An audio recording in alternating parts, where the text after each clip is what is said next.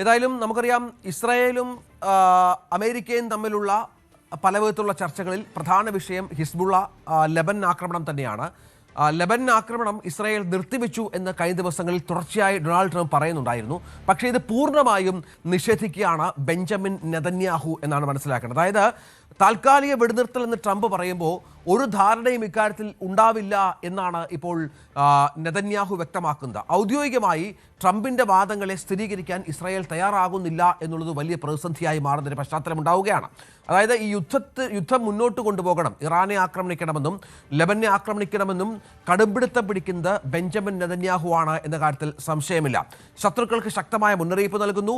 താൻ നെതന്യാഹുവുമായും ഹിസ്ബുള്ള പ്രതിനിധികളുമായും ചർച്ച നടത്തി ഇരുവിഭാഗം ആക്രമണം നിർത്താൻ ധാരണയായെന്നും ട്രംപ് പറയുകയും ട്രൂത്ത് സോഷ്യൽ പോസ്റ്റ് ചെയ്യുകയും ചെയ്തിരുന്നു. പക്ഷേ ബെയ്റൂട്ടിൽ ആസൂത്രണം ചെയ്ത സൈനിക നടപടിയിൽ നിന്ന് അല്പം പോലും പിന്മാറിയിട്ടില്ല എന്നും തിരിച്ചുള്ള ആക്രമണങ്ങൾ നിർത്തണമെന്നും ഹിസ്ബുള്ള നിർത്തണമെന്നും മറ്റുമാണ് ഇപ്പോൾ ബെഞ്ചമിൻ നെതന്യാഹു പറഞ്ഞു വെക്കുന്നത്. ഔദ്യോഗിക വെടിനിർത്തൽ എന്ന രീതിയിൽ വാർത്തകളൊന്നും നെതന്യാഹു മുന്നോട്ട് വെക്കുന്നില്ല എന്നുള്ളത് നിർണായകമായി മാറുകയാണ്. അജയ് സുധ ബിജു, നെതന്യാഹുവിൻ്റെ കടുപിടുത്തം തന്നെയാണല്ലോ ഇപ്പോൾ പ്രധാന പ്രശ്നം. ട്രംപിന് യുദ്ധം അവസാനിപ്പിക്കണമെന്നുണ്ട്. അതിൽ ഇറാൻ മുന്നോട്ട് വെക്കുന്ന പ്രധാന വാദം ലെബനെ ആക്രമിക്കരുത്, ഹിസ്ബുള്ളയെ ആക്രമിക്കരുത് എന്നാണ്. പക്ഷെ അതിൽ നിന്ന് കടുകിട പോലും പിറകോട്ടില്ല ട്രംപ് പറഞ്ഞിട്ടും നെതന്യാഹു എന്നുള്ളതാണല്ലോ പ്രധാനം. തീർച്ചയായിട്ടും ഇപ്പോൾ അവസാനമായി ഇറാൻ US മുന്നോട്ട് വെച്ചിട്ടുള്ള ഫൈനൽ ഡ്രാഫ്റ്റിലാണെങ്കിലും ഈ സമാധാന ചർച്ചകളുടെ ഭാഗമായി ഇറാൻ പറയുന്നത് ലെബനിലുള്ള ഇസ്രായേൽ ആക്രമണം അവസാനിപ്പിക്കണം, എന്നാൽ മാത്രമേ ഇറാൻ ഒരു സമാധാന കരാറിന് തയ്യാറാകൂ എന്നതാണ്. പക്ഷേ ഈ ലെബനിലെ ഇസ്രായേൽ ആക്രമണം ഇപ്പോഴും തുടരുന്നത് US സംബന്ധിച്ച് വലിയൊരു കോടാലി തന്നെയാണ്. ട്രംപ് നിരന്തരം തന്നെ ഈ ലെബനിൽ നടക്കുന്ന ആക്രമണം അവസാനിപ്പിക്കണമെന്ന് ഇസ്രായേലിനോട് ആവശ്യപ്പെട്ടു. അതുപോലെ ഇപ്പോൾ പല റൗണ്ട് ചർച്ചകൾ ഇതിനോടകം തന്നെ US വെച്ച് നടന്നിട്ടുള്ളതാണ്. ഈ ലെബനന്റെ ഔദ്യോഗിക സർക്കാർ പ്രതിനിധികളും അതുപോലെ ഇസ്രായേൽ പ്രതിനിധികളും US കഴിഞ്ഞ ദിവസവും ചർച്ച നടന്നിരുന്നു. കഴിഞ്ഞ ദിവസത്തെ ചർച്ച അവസാനിച്ചു. ഇനി നാളെയാണ് അടുത്ത ഘട്ട ചർച്ചകൾ നടക്കാനിരിക്കുന്നത്. ഈ ഹിസ്ബുള്ളയും ഒരു പരിധിവരെ ഈ ആക്രമണങ്ങൾ നിർത്തിവെക്കാം എന്ന് സമ്മതിച്ചതാണ്. ഇസ്രായേൽ അങ്ങോട്ട് ആക്രമണം നടത്തിയില്ല എങ്കിൽ തിരിച്ച് ഹിസ്ബുള്ളയും ആക്രമിക്കില്ല എന്നതായിരുന്നു ഹിസ്ബുള്ള നേതാക്കളുടെ ഒരു നിബന്ധന എന്ന് പറയുന്നത്. ട്രംപ് അത്തരം ഒരു കാര്യം വരെ ഇതിൽ നേടിയെടുത്തതാണ്. പക്ഷേ ഇസ്രായേൽ ഇപ്പോഴും മേഖലയിൽ ആക്രമണം തുടരുന്നു എന്നതാണ് അമേരിക്കയെ കുഴപ്പിക്കുന്നത്. ഇപ്പോൾ ഇതിൽ നെതന്യാഹുവിനോട് ട്രംപ് നേരിട്ട് സംസാരിച്ചുവെങ്കിലും ഈ ആക്രമണത്തിൽ നിന്ന് ഒട്ടും പിന്നോട്ടില്ല എന്നുള്ളൊരു നിലപാടാണ് നെതന്യാഹു ഇപ്പോഴും സ്വീകരിക്കുന്നതെന്ന് നമുക്ക് കാണാനാകും. ഇപ്പോൾ അദ്ദേഹത്തിൻ്റെ ഒരു പരാമർശം നമ്മളിപ്പോൾ നോക്കുകയാണെങ്കിൽ ഇപ്പോൾ മൊസാദ് മേധാവിയായിട്ടുള്ള ഡേവിഡ് ബാർണിയയുടെ സംസ്കാര ചടങ്ങിൽ വെച്ചിട്ടുള്ള നെതന്യാഹുവിൻ്റെ പ്രസംഗമാണ് ഇപ്പോൾ വീണ്ടും ചർച്ചയാകുന്നത്.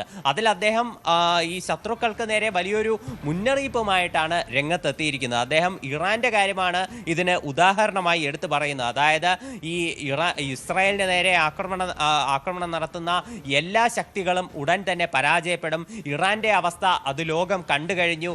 ഇറാനിൽ ഉണ്ടായിരുന്ന ഭീകര ഭരണകൂടത്തിന്റെ അടിത്തറ മുഴുവനായി ഇസ്രായേൽ നശിപ്പിച്ചു. പഴയ പ്രതാപത്തിലേക്ക് അവർ ഇനിയും ഒരിക്കലും തിരിച്ചു വരില്ല.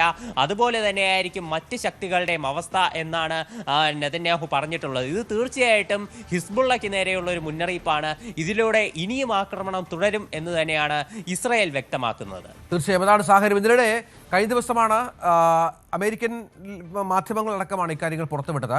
ഇസ്രായേൽ പ്രധാനമന്ത്രി ബെഞ്ചമിൻ നെതന്യാഹുവിനോട് അതിരൂക്ഷമായി പൊട്ടിത്തെറിച്ച് US പ്രസിഡന്റ് ട്രംപ് എന്നുള്ളത്. സംഘർഷം അവസാനിപ്പിക്കാൻ ഇറാനുമായി നടത്തുന്ന നിർണായക സമാധാന ചർച്ചകളെ പ്രതിസന്ധിയിലാക്കും വിധം ലെബനനിൽ ഇസ്രായേൽ സൈനിക നീക്കം ശക്തമാക്കിയതാണ് ട്രംപിനെ വല്ലാതെ രോഷാകുലനാക്കിയത്.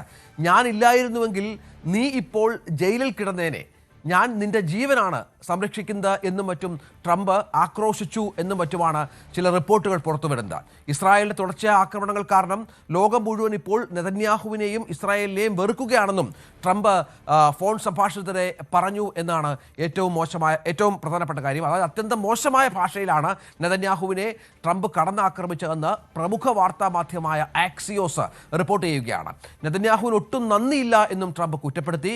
നിങ്ങൾക്ക് ഭ്രാന്താണ് എന്ന് ആക്രോശിച്ചു എന്നും റിപ്പോർട്ടിൽ വ്യക്തമാക്കുന്നുണ്ട്. അതായത് ബെയ്റൂട്ട് ആക്രമിക്കാനുള്ള ഇസ്രായേലിന്റെ നീക്കങ്ങൾക്ക് ട്രംപ് കർശനമായി തടയിട്ടിരിക്കുന്നു. പക്ഷേ അപ്പോഴും ബെയ്റൂട്ടിലേക്കുള്ള തുടർച്ചയായ ആക്രമണങ്ങൾ ഇസ്രായേലിന്റെ ഭാഗത്തുനിന്ന് വരുന്നു.